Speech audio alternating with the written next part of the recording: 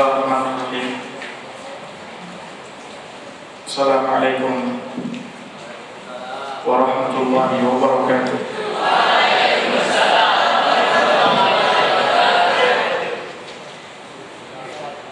Alhamdulillah,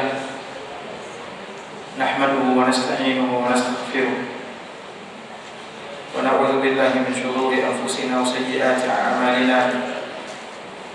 من يهده الله فلا مضل له ومن يضلل فلا هادي له. أشهد أن لا إله إلا الله وحده لا شريك له وأشهد أن محمدا عبده ورسوله أما بعد. Para talabah yang semoga senantiasa dirahmati oleh Allah Azza wa Jalla, malam ini insyaallah taala kita akan mengkaji tentang kemuliaan ilmu atas harta. Kemuliaan ilmu atas harta.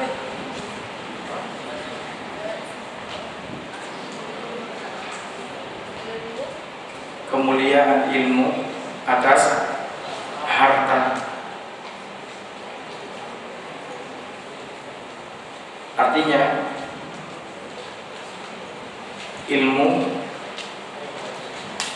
lebih mulia daripada apa? Harta. Ilmu lebih mulia daripada harta. Ilmu yang dimaksud adalah ilmu agama. Ilmu yang dimaksud adalah apa? Ilmu agama, yaitu ilmu tentang Al-Quran Al-Karim, ilmu tentang hadis Nabi Sallallahu Alaihi Wasallam, sunnah Nabi yang sahih. Kalau kita melihat ke dalam Al-Quran dan hadis Nabi Sallallahu Alaihi Wasallam, kita akan temukan ilmu agama jauh lebih mulia daripada apa? Harta. Makanya orang-orang dulu mereka benar-benar sungguh-sungguh di dalam mencari ilmu, karena mereka tahu ilmu itu jauh lebih mulia daripada apa? Harta. Allah Subhanahu wa ta'ala berfirman di dalam Al-Quran dalam surat Thaha ayat 114. Dalam surat Thaha ayat berapa? 114. Allah menyuruh Nabi SAW untuk meminta tambahan ilmu kepadanya. Kata Allah, wa qul rabbi zidni ilma. Untuk menghafalkan doanya, kata Allah, katakan wahai Muhammad, rabbi zidni ilma. Apa artinya? Wahai Rabbku, tambahkanlah untukku ilmu. Kata Imam Ibnu Hajar Al-Asqalani rahimahullah bahwa doa ini menunjukkan kepada kita bahwasannya ilmu jauh lebih mulia daripada apa? Harta. Ilmu jauh lebih mulia daripada apa? Harta. Kok bisa dari doa ini kita tahu ilmu lebih mulia daripada harta? Karena kata Imam Ibnu Hajar, kalau sekiranya ada sesuatu yang lebih mulia daripada ilmu, tentu Allah suruh Nabi minta sesuatu itu. Kalau sekiranya ada sesuatu yang lebih mulia daripada ilmu, maka tentu Allah akan suruh Nabi SAW untuk meminta sesuatu itu. Tapi karena tidak ada sesuatu yang lebih mulia daripada ilmu, Allah menyuruh Nabi-Nya untuk meminta tambahan apa? Ilmu. Kalau harta lebih mulia, tentu Allah akan suruh Nabi untuk mengatakan apa? Rabbi zidni malan. Wahai Allah, tambahkanlah untukku apa? Harta.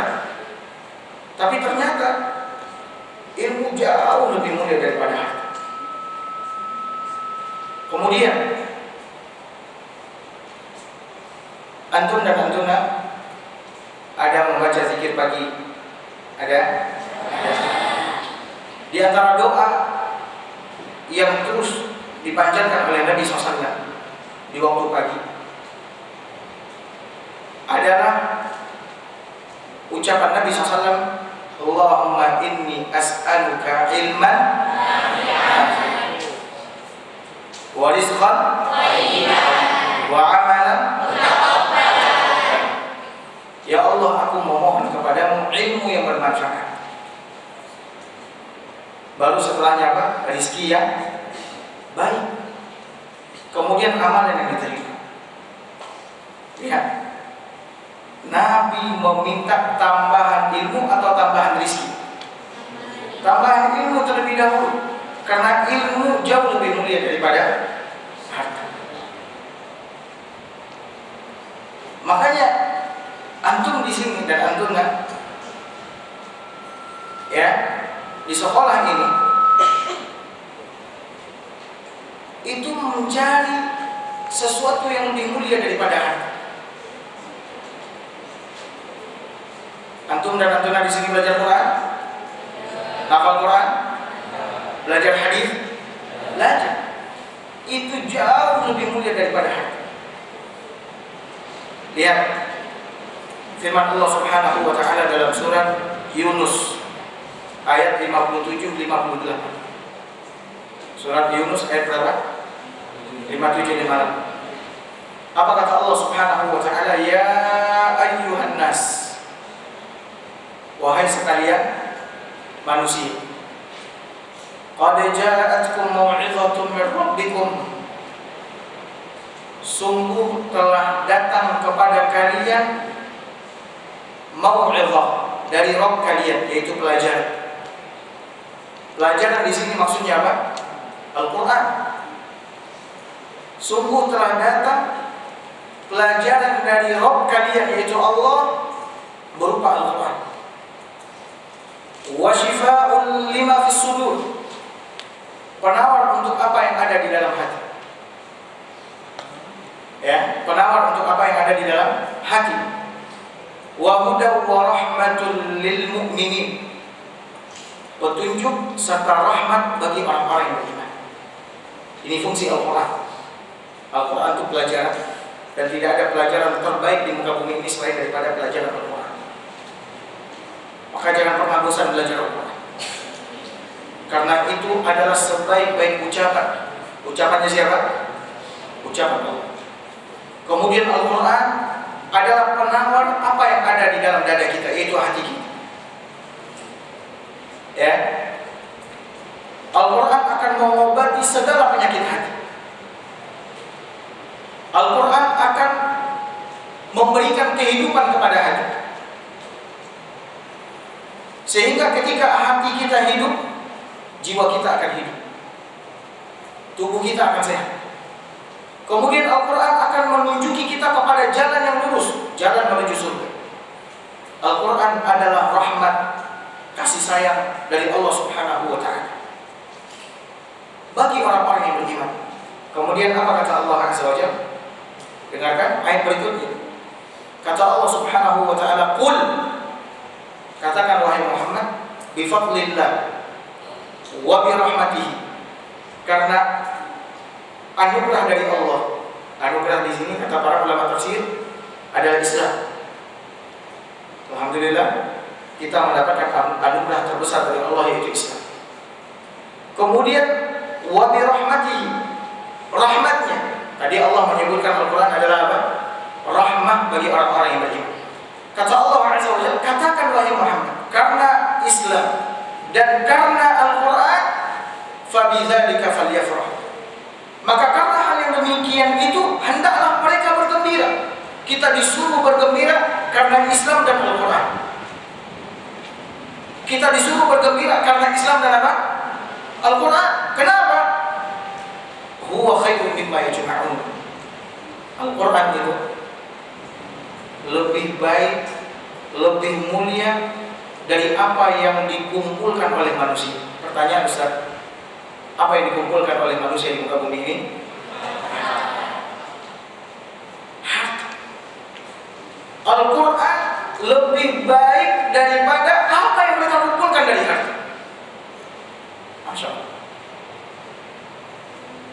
berapa yang antum dapat dari Al-Quran? Maka itu lebih baik daripada orang terkaya di muka bumi.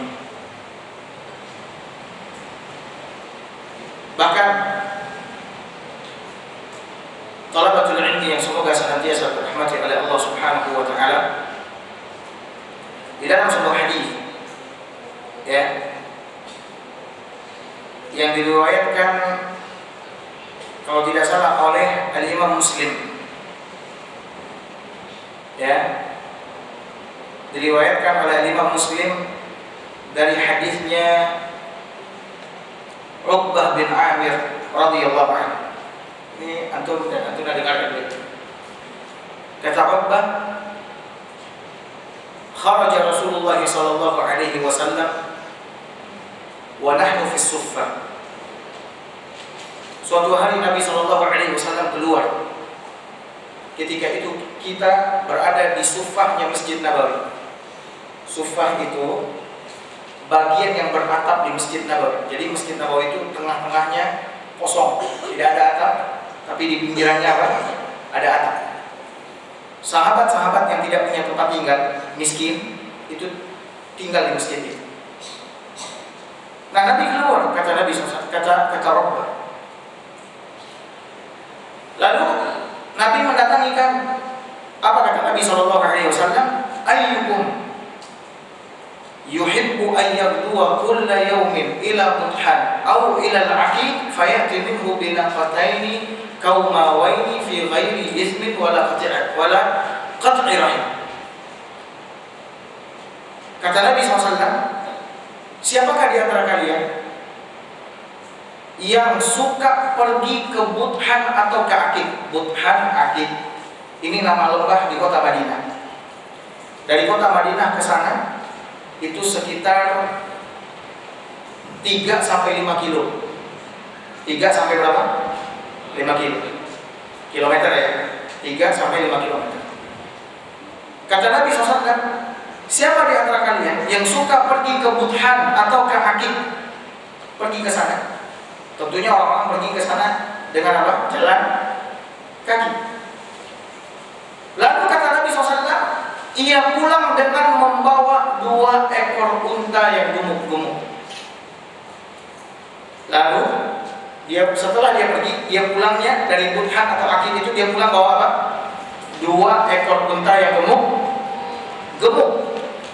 tanpa membawa dosa dan tidak pula memutus silaturahim.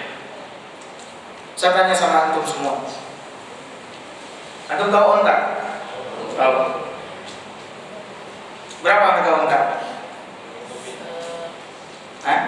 Berapa? Hah? Mobil Alphard? Avanza. Sekarang harga unta di sekitar 20-30 juta ya. 20-30 juta. Tapi unta di zaman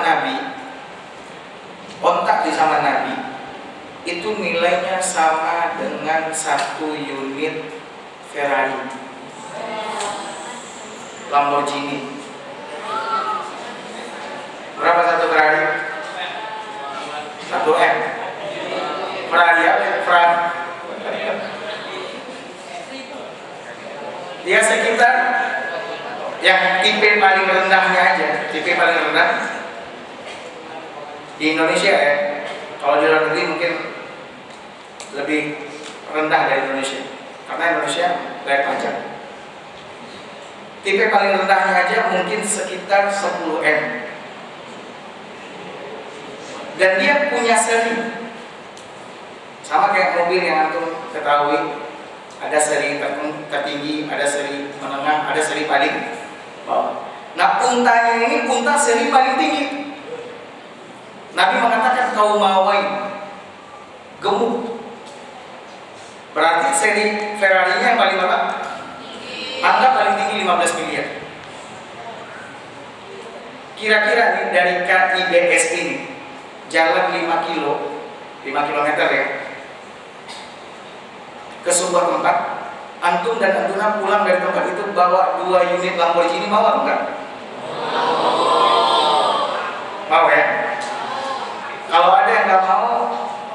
kita bawa rame-rame ke rumah sakit jiwa. Berarti ada yang salah. Nggak ada orang yang nggak suka. Nah, Nabi katakan itu kepada sahabat-sahabatnya. Siapa di antara kalian yang suka pergi ke Budhan atau ke Akik, lalu ia pulang-pulang bawa 2 ekor unta yang apa? Gemuk-gemuk, tanpa melakukan dosa dan memutus silaturahim. Artinya bersih. Dia nggak berbuat macam-macam. Dia benar-benar bawa tuh 2 ekor unta dengan baik, tanpa dia nyakitin orang, memutus hubungan rahim, ngezalimin orang, ya, enggak. Apa kata sahabat Nabi SAW? Faqulna ya Rasulullah nuhibbu dzalik. Kami pun menjawab, kami ingin ya Rasulullah. Siapa di antara kami yang nggak mau ya Rasulullah? Lalu apa kata Nabi kita yang mulia SAW? Nah, dengarkan jawaban Nabi. Perkataan Nabi, afala yabdu ahadukum ilal masjid. Kata Nabi SAW, kenapa kalian tidak pergi ke masjid? Kata Nabi SAW. Artinya masuk ke dalam masjid, ya.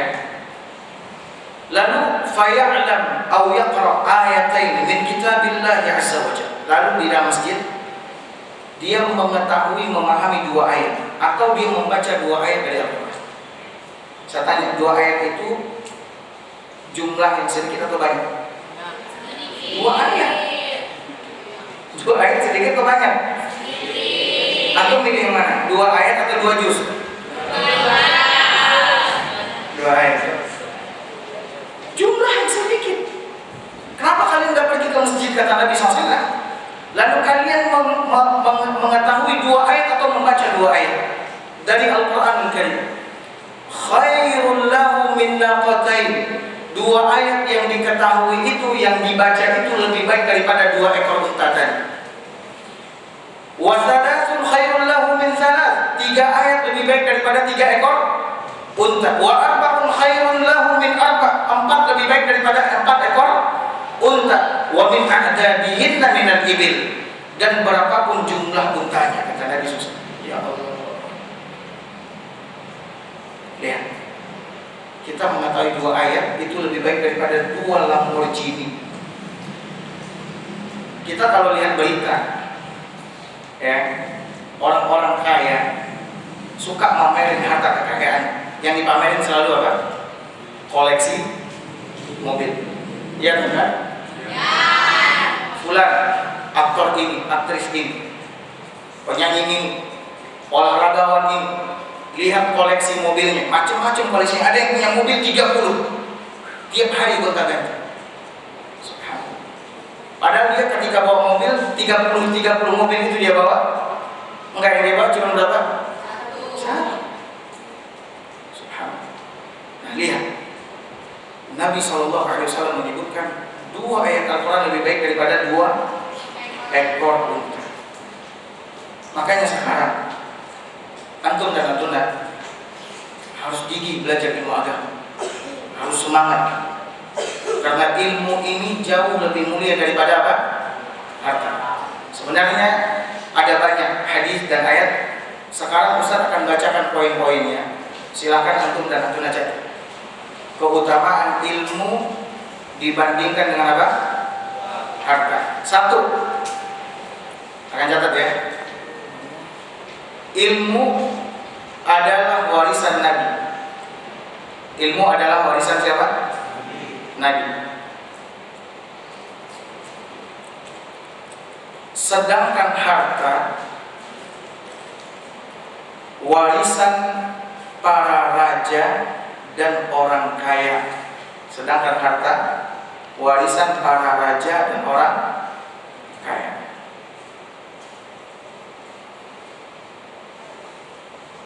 Lihat bedanya. Saya mau tanya, mana yang lebih mulia? Nabi atau raja atau orang kaya? Nabi. Ya, Nabi yang paling mulia. Dari sekian banyak manusia yang pernah hidup di muka bumi ini, manusia termulia adalah para nabi dan rasul. Nah, para nabi dan rasul tidak meninggalkan harta buat umat. Yang mereka tinggalkan apa? Ilmu. Ilmu. Makanya Nabi SAW mengatakan, ala wa innal ulama waratsatul anbiya. Ketahuilah oleh kalian sesungguhnya ulama itu adalah pewaris para nabi.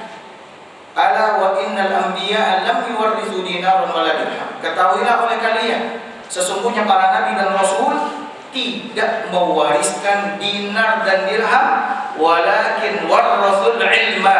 Akan tetapi mereka mewariskan apa? Ilmu. Faman akhadhahu faqad akhadha bihadzin wafir. Siapa yang mengambil ilmu dari para nabi dan rasul, sungguh dia telah mengambil bahagian yang sangat banyak.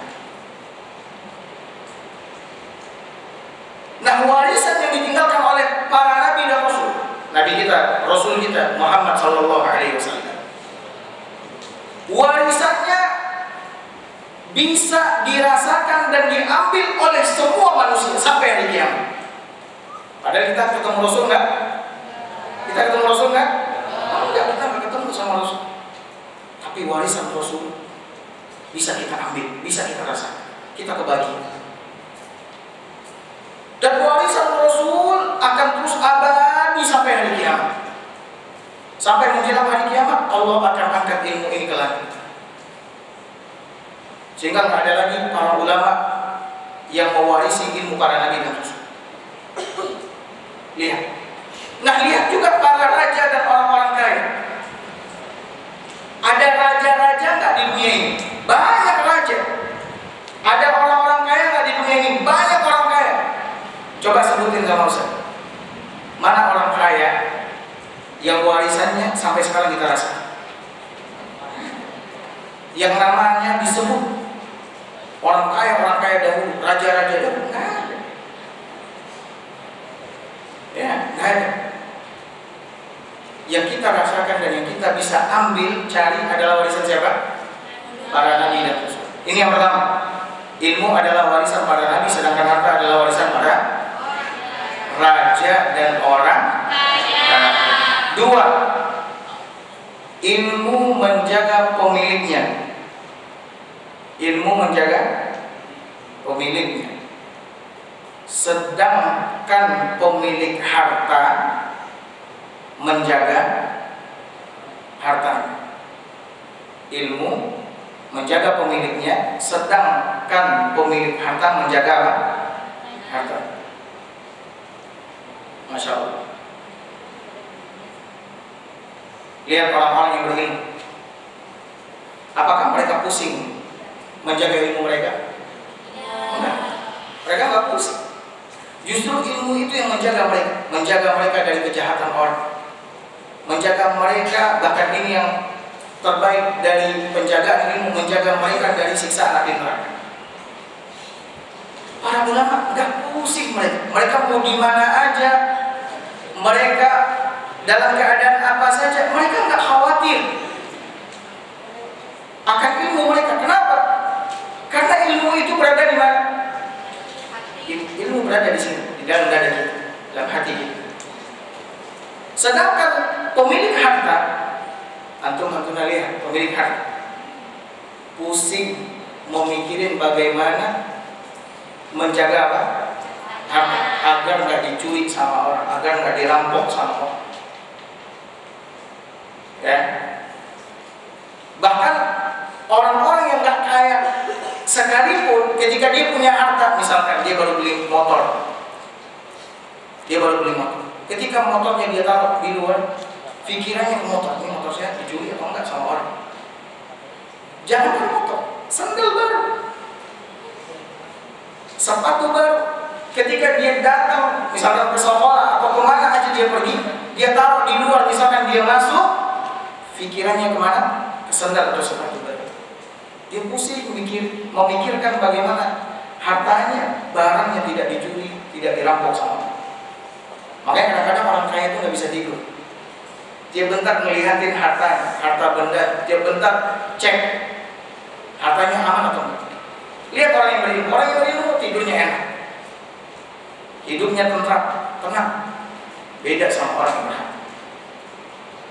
3, Tiga.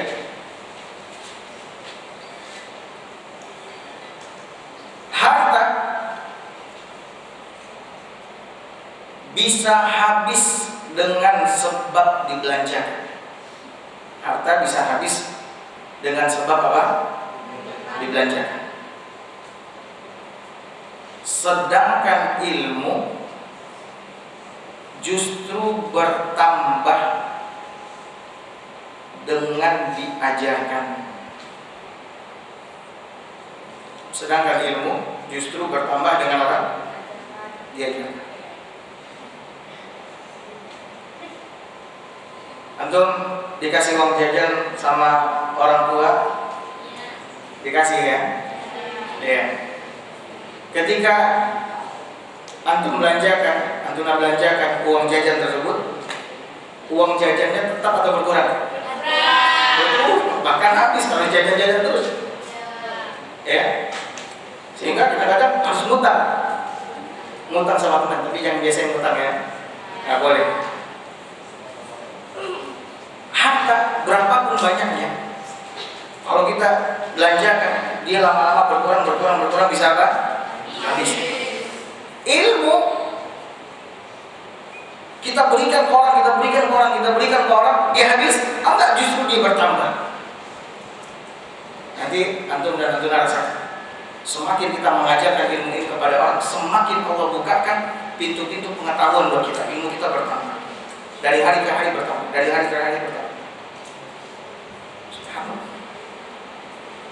Ya. Itu yang ketiga. Yang keempat,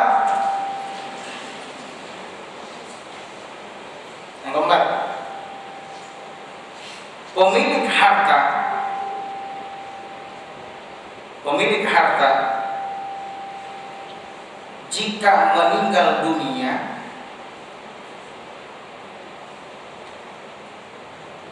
dia akan berpisah dengan hartanya. Pemilik harta jika meninggal dunia, dia akan apa? Berpisah dengan harta. Sedangkan ilmu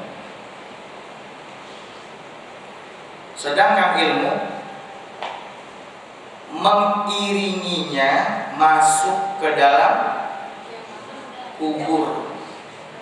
Sedangkan ilmu mengiringinya masuk ke dalam kubur bersama pemiliknya.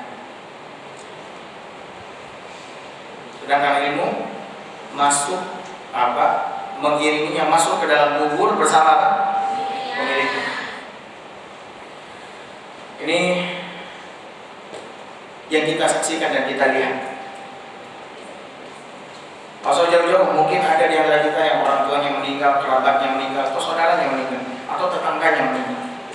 Punya harta, baik harta yang banyak ataupun harta yang sedikit.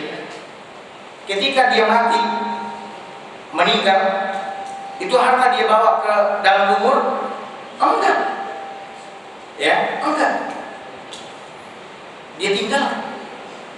Orang-orang akan melepaskan harta tersebut, ya, dari tubuhnya. Bentar ya.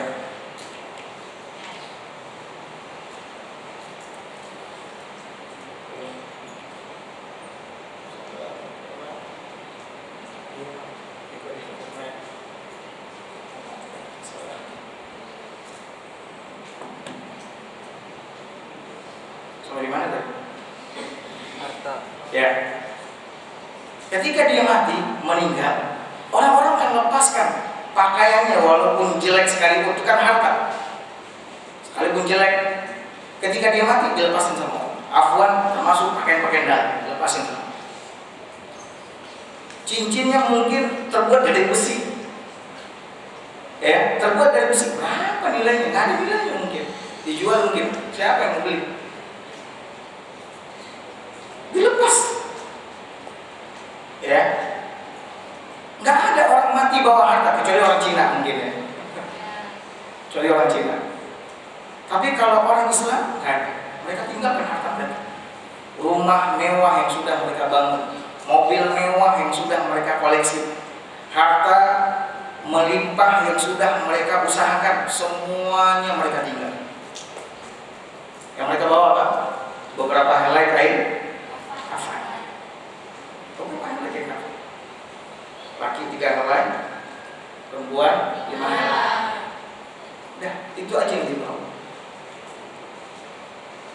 handphone, semuanya mereka tinggal, jam, semuanya, sepatu, sendal, semuanya tinggal. Adapun ilmu akan mengiringinya sampai ke liang lahat, bahkan sampai bertemu dengan Allah Subhanahu wa Ta'ala.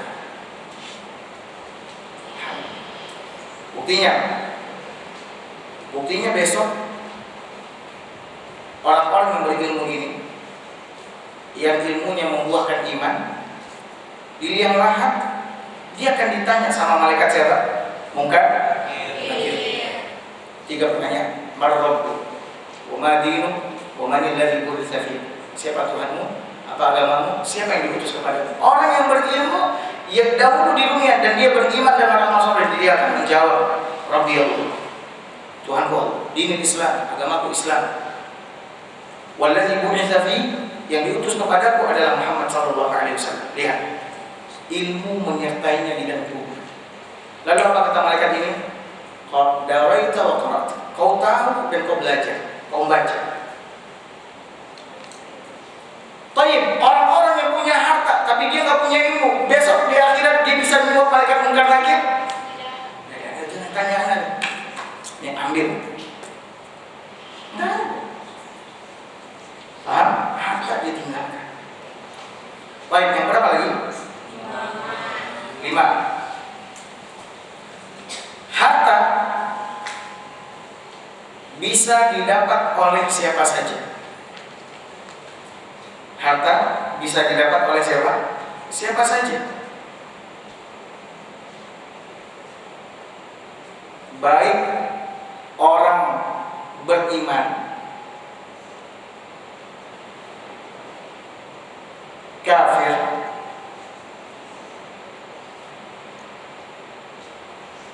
orang soleh, dan orang jahat. Baik orang beriman, kafir, orang soleh, dan orang apa? Jahat bisa dapat harta. Sedangkan ilmu hanya didapat oleh orang yang beriman saja. Sedangkan ilmu hanya didapatkan oleh orang yang beriman saja.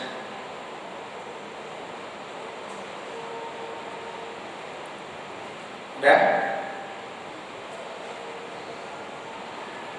Kita lihat. Saya tanya sama antum dan antum, di dunia ini apakah harta hanya untuk orang yang beriman? Ya. Orang kafir juga punya harta. Bahkan kita temukan orang kafir lebih banyak daripada orang yang beriman. Saya tanya,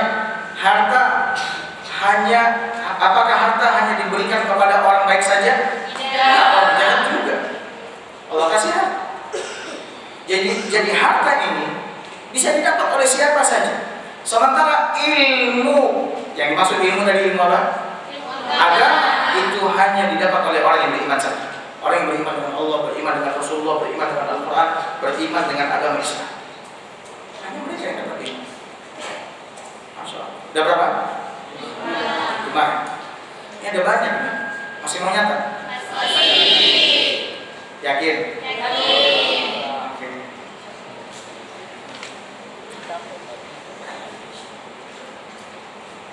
Satu lagi aja. Habis itu ada sebuah cerita tentang penuntut ilmu yang sejati. Satu lagi aja. Yang keenam.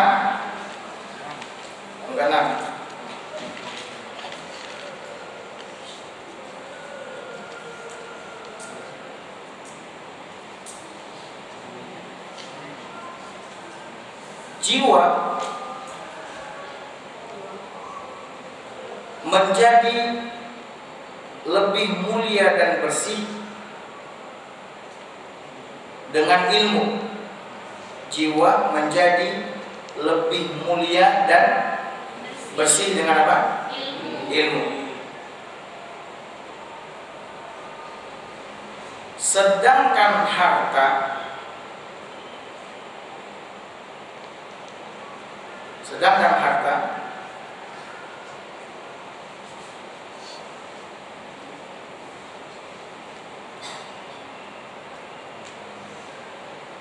menjadikan jiwanya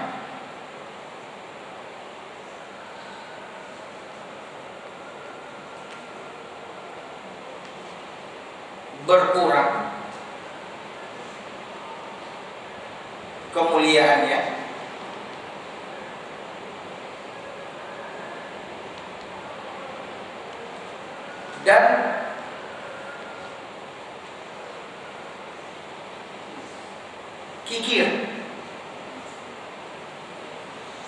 dan kikir serta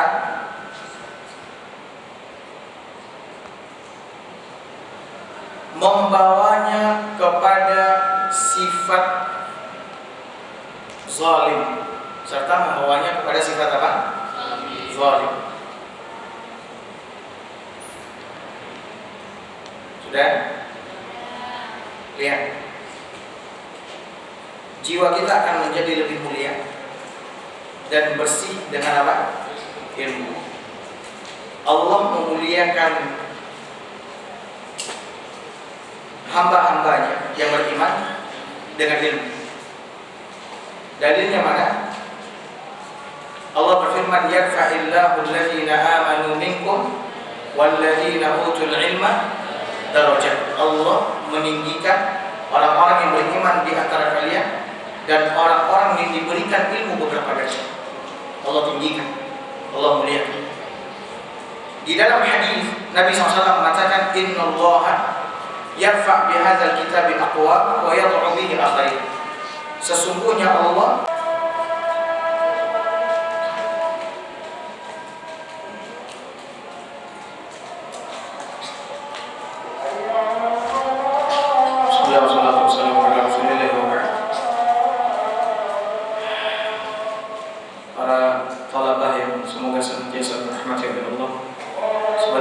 sebenarnya ada banyak poin-poin yang menjelaskan bahwasannya ilmu jauh lebih mulia daripada apa? Harta. Cuman waktu kita singkat. Di sini Ustaz akan bercerita tentang seorang yang disebut oleh Imam Ahmad dengan talibul ilmi al-hakiki, penuntut ilmu yang sejati. Antum dan antuna di sini penuntut ilmu. Tapi apakah antum dan antuna adalah penuntut ilmu yang sejati atau penuntut ilmu yang palsu? Ya, yang tidak sejati. Maka lihat bagaimana penuntut ilmu yang sejati. Disebutkan oleh Imam Az-Zahabi di dalam kitabnya Syiar A'lamin Nubala dan juga imam-imam lain tentang seorang ulama yang berasal dari negeri Andalusia. Andalusia di mana? Spanyol. Ya. Yang melakukan perjalanan dengan kedua kakinya ribuan kilometer, bahkan puluhan ribu. Jalan kaki. Ya. Diceritakan, ini nggak semuanya Ustaz bacakan karena panjang, Ustaz ringkas.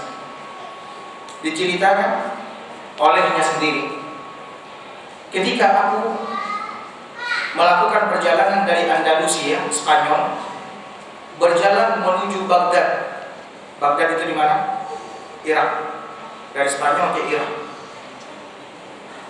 Itu bukan perjalanan yang singkat, menghabiskan waktu berbulan-bulan.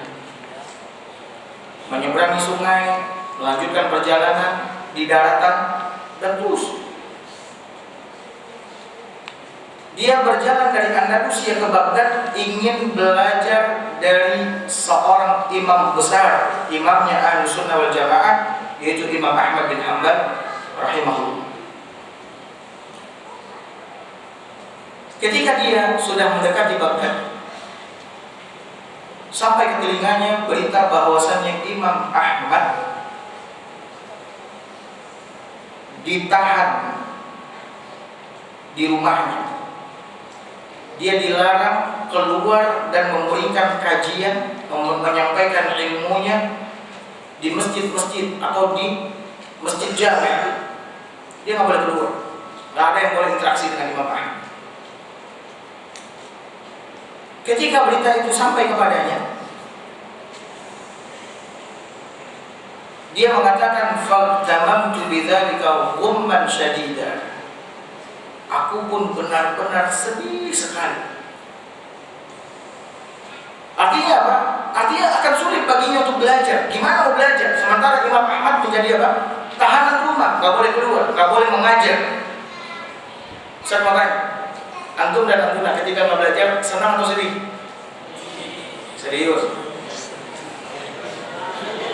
Ustadznya nggak datang, antum nangis atau loncat?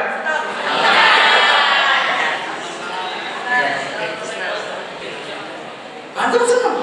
Subhanallah. Nah gimana mau belajar ilmu? Gimana? Guru nggak datang, antum loncat, hore. Habis itu antum main-main, ya tidur-tiduran, cerita dan seterusnya. Subhanallah. Ini lihat. Tadi Ustaz sebutin namanya belum? Namanya Baqi bin Makhlad. Baqi bin Makhlad. Baik. Jadi ketika dia sudah mendekati Baghdad, sampai ke telinganya berita Imam Ahmad menjadi tahanan rumah. Dia sedih, ya, dengan kesedihan yang mendalam. Namun sekalipun demikian, dia tetap lanjutkan perjalanannya, dia lanjutkan. Dia masuk ke Baghdad. Sampai di Baghdad, dia mencari tempat penginapan. Dia cari tempat penginapan, dia sewa, dia bayar, lalu dia taruh barang-barang bawaan dia. Dia taruh barang-barang bawaan dia. Apakah dia kemudian tidur istirahat 1 minggu? Karena perjalanan ribuan kilo? Enggak. Dia taruh barangnya, kemudian dia bergegas pergi ke Masjid Jami' yang ada di kota Baghdad. Ini lihat penuntut ilmu yang sejati. Dia akan sedih kalau nggak dapat ilmu. Kemudian yang kedua, dia ragu sama ilmu. Dia akan memanfaatkan semua waktunya demi dapat ilmu. Gak mau dia sia-sia. Dia taruh barangnya, dia pergi ke Masjid Jami'. Ketika dia sampai di Masjid Jami', dia menemukan halaqah ilmiah yang sangat besar. Artinya ada majelis ilmu yang mulia besar. Majelisnya seorang imam yang menyingkap keadaan-keadaan para ulama hadis. Jadi dahulu ada ilmu yang dikenal dengan ilmu jarh wa ta'dil, sampai sekarang ada. Ilmu ini adalah ilmu untuk menyingkap keadaan orang-orang yang membawa hadis. Apakah dia orang yang terpercaya atau tidak? Apakah dia pembohong atau jujur? Dia orang soleh atau bagaimana?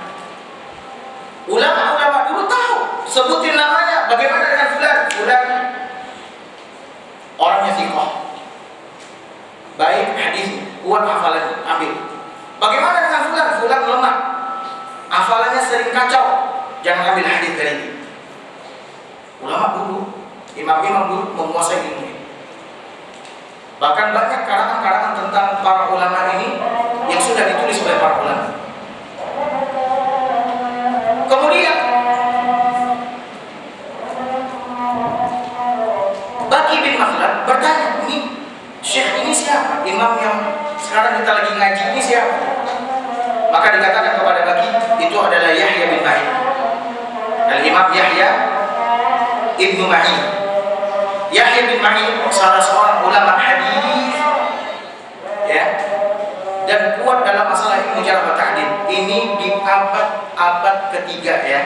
Abad apa? Ketiga. Di tahun 200-an ke atas. Kemudian dia duduk. Pertama dia duduknya di belakang.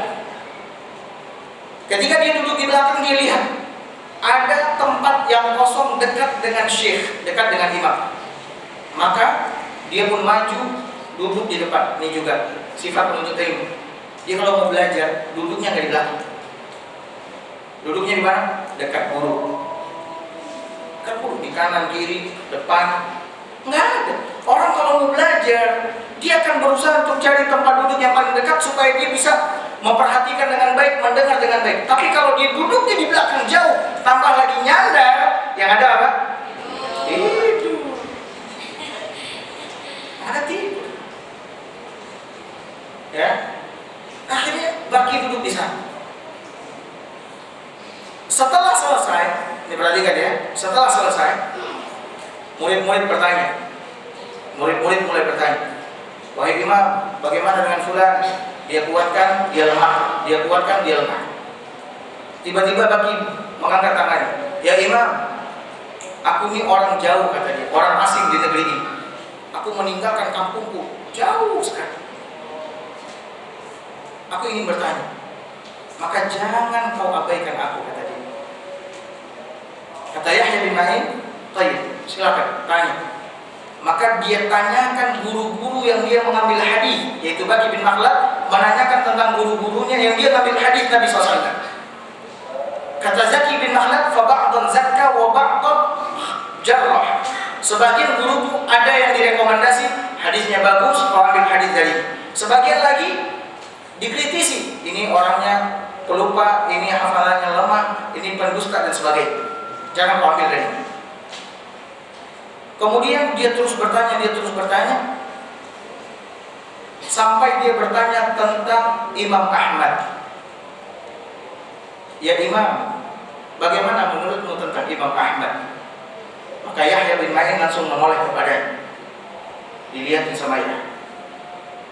Lalu kata Yahya, wa mithluna nahnu yakshifu an Ahmad ibn Hanbal.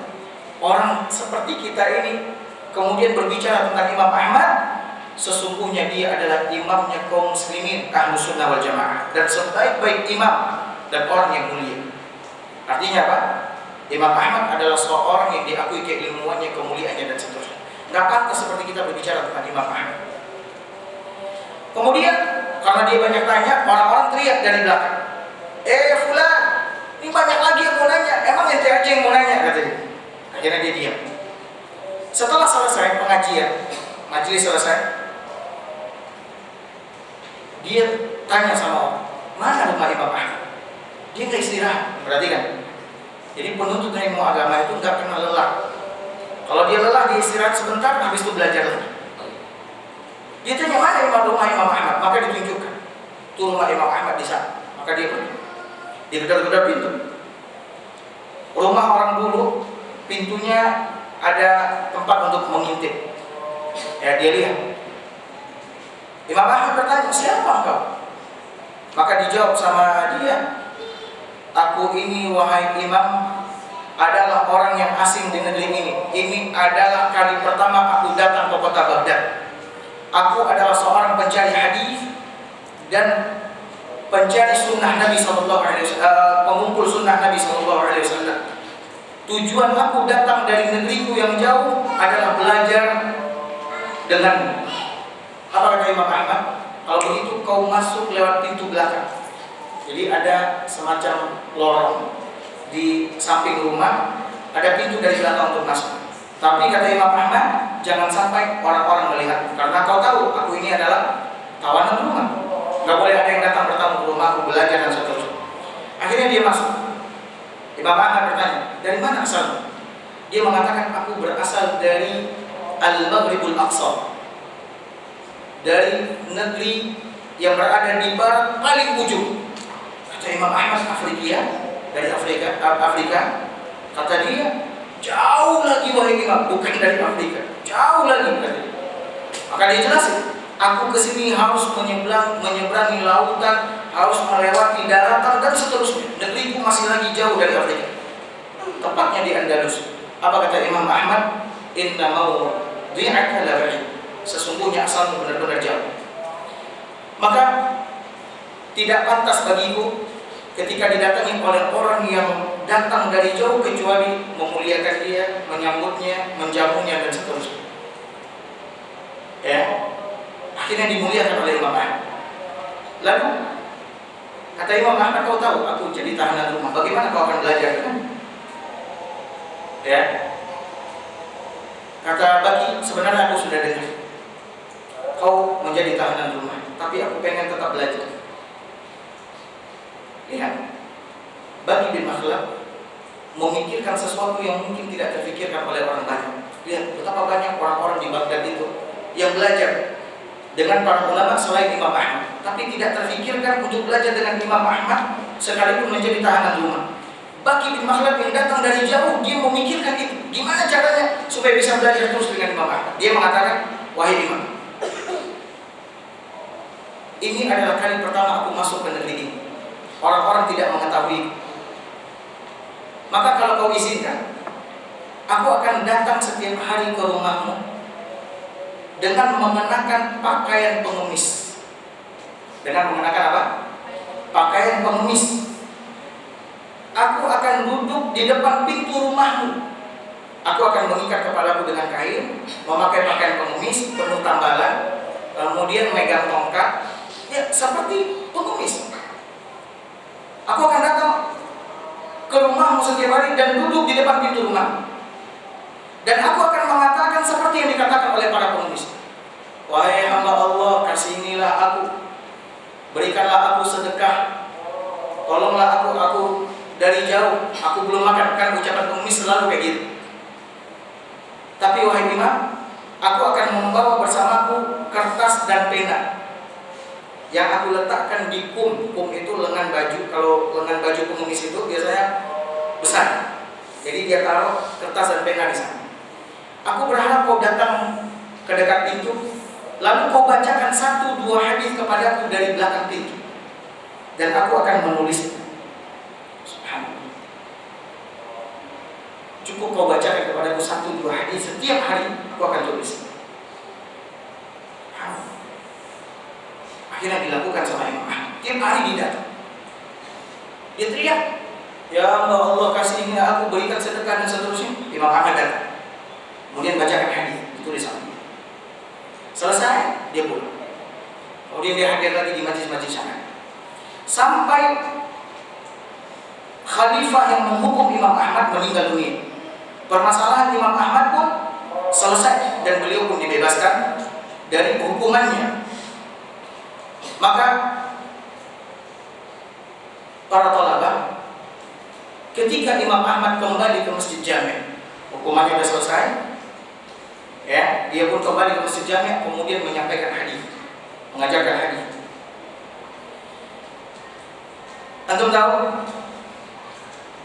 ketika majlisnya sudah dibuka, Imam Ahmad berkata kepada murid-muridnya, sesungguhnya aku mengenali satu orang penuntut ilmu yang sejati. Siapa yang ingin melihat penuntut ilmu yang sejati, maka lihatlah dia. Maka dia panggil muridnya Baqi bin Makhlad. Jadi Baqi bin Makhlad di setiap pengajian Imam Ahmad itu selalu duduknya di sebelah imam. Subhanallah. Nanti itu, antum terbayang seorang imam besar memuliakan dia. Selalu disampaikan, inilah dia sosok penuntut ilmu yang sejati. Diceritakan sama Imam Ahmad, dia berasal dari sini, datang menemuiku, kemudian melakukan ini dan itu agar bisa mengambil hadis dari.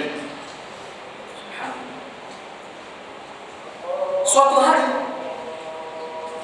Imam Ahmad tidak melihat Baqi bin Makhlad di majlis. Imam Ahmad bertanya, mana Baqi? Dia sakit wahai Imam. Ditutup sama Imam Ahmad bukunya, kitabnya, kemudian dia pergi menuju kontrakan atau rumah sewa Baqi bin Makhlad. Antum tahu, semua muridnya pergi berjalan di belakang Imam Ahmad, sehingga terdengarlah suara hentakan kaki ribuan, bahkan puluhan ribu orang. Ya, semuanya mengikuti Imam Ahmad. Sampai-sampai pemilik kontrakan bertanya, ini suara gaduh apa? Ketika dilihat ternyata Imam Ahmad bersama siapa? Muridnya. Imam Ahmad datang, assalamualaikum, mana rumah kamarnya Baqi di mana? Ditunjuk, itu kamarnya Baqi bin Makhlad. Imam Ahmad datang, muridnya semuanya datang.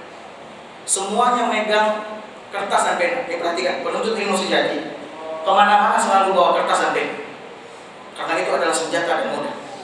Gak pernah lupa, antum kalau pengajian harus bawa kertas dan pena.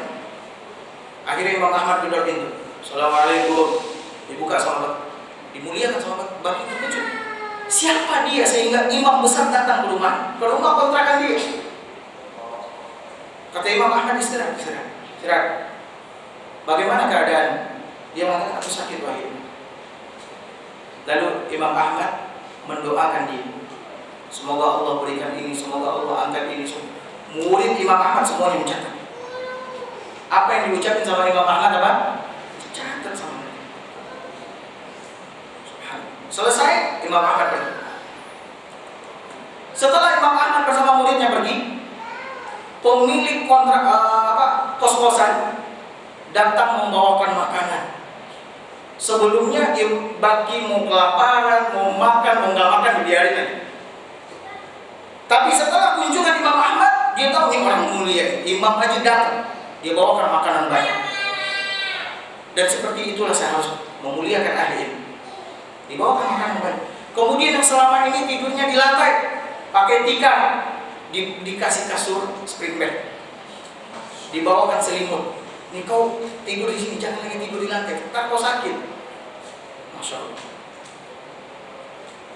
Seperti ini bagi bin Khalid. Orang yang cinta ilmu, dia akan rakus sama ilmu dan gak akan pernah kenyang dengannya. Antum harus mikir. Maka jangan senang ketika guru nggak datang, jangan loncat ke hore, jangan. Seharusnya apa? Sus nangis gitu. Lewat dia waktu anak untuk ngambil ilmu dari Ustazah Fulan dan seterusnya. Seharusnya nangis. Dan penuntut ilmu sejati nggak pernah ngalah sama keadaan. Sakit-sakit sedikit dia tetap belajar. Ya, ada hambatan nggak menghalanginya untuk terus belajar. Lihat Baqi bin Makhlad itu, dia tahu Imam Ahmad menjadi tahanan rumah tapi dia nggak berhenti. Dia berpikir gimana caranya untuk tetap belajar. Maka berpikirlah bagaimana caranya untuk mengambil ilmu sebanyak-banyak di sekolah ini.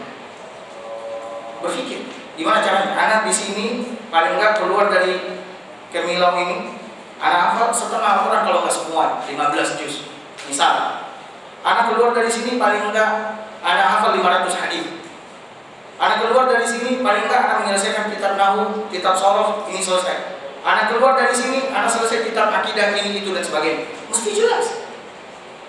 Jangan antum dan antumnya di sini sekian tahun keluar dari sini sama seperti orang bawa karung kosong, keluarnya juga karungnya apa? Kosong, ternyata bolong. Nggak ada yang dibawa keluar dari sini. Rugi. Dan ini juga mengingatkan Ustaz, ini terakhir. Ustaz dulu tinggal waktu kuliah sama orang Amerika dari Philadelphia. Dia mu'allaf, belajar ilmu agama ke Mesir waktu itu. Hanya untuk belajar ilmu agama, nggak kuliah. Cara dia belajar itu akan membuat kita terkagum-kagum. Ustaz belum pernah lihat ada orang belajar sungguh-sungguh seperti dia. Nggak pernah menyerah dengan keadaan. Dia nggak kenal huruf hijaiyah. Jangankan mau baca Al-Quran, mau belajar bahasa Arab, nggak tahu huruf apa. Belajarnya memang dari nol. Pengenalan alif. Di sini ada yang belajar alif dari alif. Ada yang belajar dari alif di sini. Ada ya, Masya. Tapi jangan menyerah. Tetap belajar. Sampai dia menguasai bahasa Arab. Suatu hari dia bertanya, Syekh, dia manggil Ustaz. Kalau kita panggil teman-teman biasanya manggil Syekh. Syekh, apa kau tahu di mana Syekh di sini yang benar-benar kuat mengajarkan ilmu tentang bagaimana cara membaca Al-Quran? Ada Ustaz? Ada. Kira-kira dari flat rumah kita itu ke sana sekitar 3 kilo lah. Kalau nggak 2 kilo, 3. Kalau nggak 3, 2. Jalan ke sana. Tapi saya bilang, kalau kau mau belajar sama dia nggak akan terima, kata Ustaz. Dan dia akan beralasan muridnya penuh banyak, nanti tunggu waktu ini, kau nggak akan diterima karena udah banyak orang yang datang ditolak sama dia. Apa kata teman Ustaz? Udah kau temanin aku menemui dia. Nanti kau lihat juz apa yang aku pakai, katanya. Orang Amerika, mu'allaf. Subhanallah. Akhirnya dia bisa pergi sama dia. Orangnya baik, masya Allah. Sampai di sana kita ketemu orang Mesir. Kalau ngejamu tamu betul-betul luar biasa, masya Allah, hangat sambutannya. Akhirnya kita dibawa ke kamar dulu. Dia bikinin teh, kemudian dihidangkan kue, roti dan sebagainya. Masya Allah, kenalan. Masya Allah, siapa, dari mana, kenalan. Habis itu langsung, Afwan Syekh, ini teman Anda ada perlu sama Syekh. Nah, tafadhal, silakan.